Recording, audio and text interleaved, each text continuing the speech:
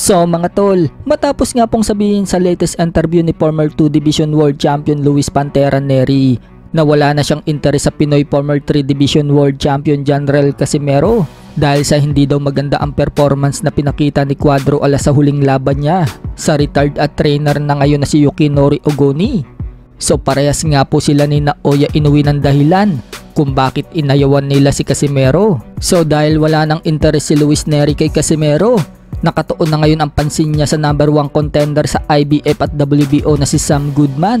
Pinost po kasi ni Luis Nery mga tol sa kanyang Twitter account ang mukha niya at mukha ni Sam Goodman at sinabi niya sa caption, "Ano sa palagay nyo?" with question mark. Kung matatandaan, pinost nga din po noong nakaraan ni Luis Nery sa Twitter niya ang salitang December.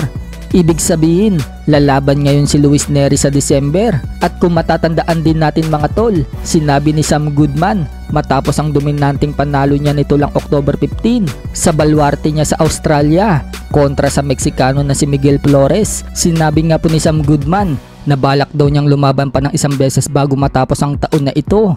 So si Luis Nery at Sam Goodman na kaya ang maglalaban sa December? Ano sa tingin nyo mga tol? Pag natuloy po yan, magandang bakbakan po yan. Kung sakaling talunin ni Sam Goodman itong si Luis Nery, baka mawala na ang nilulutong Inoue versus Luis Nery na alam naman natin mga tol na ibinalita ni Luis Nery na wino-workout na daw ang laban nila ni Inoue sa May 2024. Kapag natalo si Luis Nery kay Sam Goodman, baka palagan niya na si Cuadro Alas. Marami kasi ang mga fans ni Casimero ang sinasabing iwas na iwas daw itong si Luis Nery at itong si Naoya Inoue kay Cuadro Alas. Sa kabilang banda naman mga tol, nakauwi na nga po ng Pinas ang current Unified Super Bantamweight World Champion Marlon Tapales. Dumiretso nga po siya sa lugar na pag-iinsayuhan niya. Yan po ay sa Baguio. Nag-post po si Tapales mga tol ng litrato niya na nasa Baguio na siya.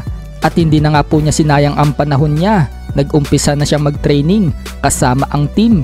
Marami pa rin po ang mga Pinoy na hindi naniniwala kay Tapales. Hindi daw kasi aabot ng round 12 si Tapales kay Inoue. Pero ginagawa nga po ni Tapales na motivate ang pangmamaliit sa kanya.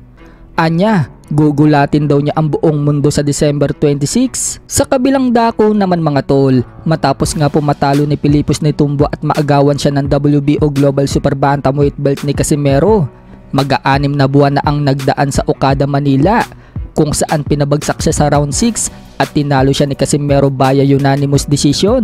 Magbabalik na nga po sa lona si Pilipos Nitumbo. Ayon po sa source na nakalap natin mga tol, nakatakda siyang lumaban sa December 2 kontra sa kapwa Aprikano na si Tato Bonokoan. Paglalabanan nila ang WBO Africa Super Bantamweight title. Ayon kay Pilipos mga tol, napanood daw niya ang laban ni Cuadro Alas sa Japan. Gusto daw niyang siya ang makarimats ni Casimero kaysa daw makarimats ni Casimero si Yukinori Ogoni. Bukod dyan, hinamon nga din po ni Pilipos ang isa pa nating top contender sa Super Bantam na si Carl James Martin, pati na din ang tumalo kay Casimero dati na si Jonas Sultan.